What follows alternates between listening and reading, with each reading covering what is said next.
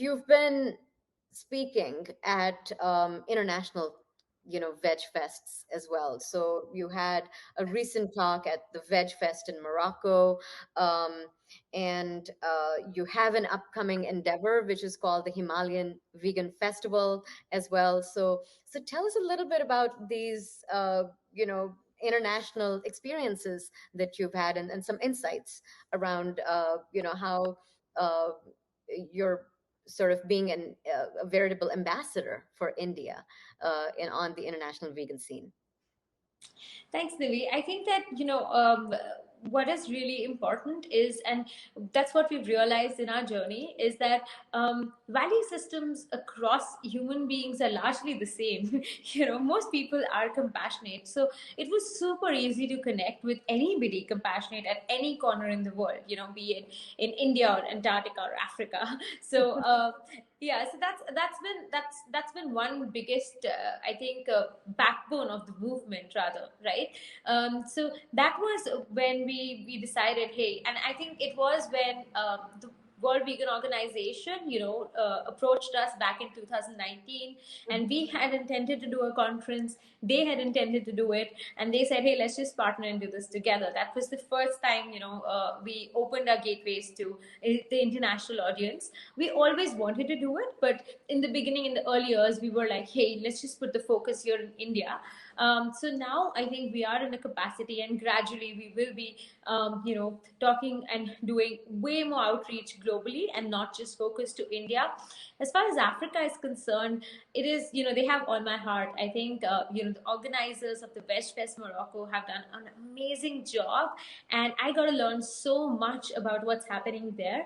And again, I think it's definitely a country which is really underserved, and we are going to be, now covering news about Africa proactively as well. We have some ambassadors there, and we have a Vegan First Ambassador program where you can represent, yourself from different countries, and we do plan to also have discussions with, maybe support incubations and other people to invest in countries like Africa, because I feel that, as far as the talent is concerned, or the population is concerned, or the agricultural capacity is concerned, they can actually create phenomenal things which can, be large exporters for other countries. But then, in Africa also, it's how India was perhaps, say, 3 or 5 years ago. So I feel that they will suddenly see a rise, and because they still have this latent knowledge. They culturally, in the early years, they only used to not have so much meat. It was only when money started coming in that they started glorifying meat. But they said, hey, beans, proteins, pulses, beans and pulses, it's all we always use for protein, and our grandparents are the healthiest. So I think that was really insightful for me as well. So, and so yeah, I think a lot of movement, our focus as Vegan First is definitely on the countries which are underserved. And we're also looking at Indonesia, we're also looking at Southeast Asia, and I'm really excited about Nepal. It's been organized by Zach Lovers, who is the founder of Veg Voyages, and the whole WBO team in Nepal. And of course, we are also partner organizers, so we are curating the whole B2B sector with them. And it's just lovely to see how they're so focused on outreach that they're targeting only Bhutan and Nepal and creating awareness. In fact, I will share. I don't have it handy yet, but Krishna Goring has sung one of the most amazing songs on veganism, which is Wow. shared. Yeah, which is featured as a full blast music video with a really nice.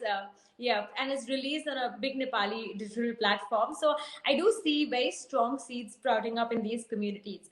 And we obviously are very proactive in that space, because when we did the Vegan India conference in 2019, that is when we realized we got a lot of audience from Sri Lanka, Bangladesh, Nepal. And these were our sister countries, where the movement was just starting up at an early stage and they wanted to talk to somebody. And I think that together, we can do a lot more.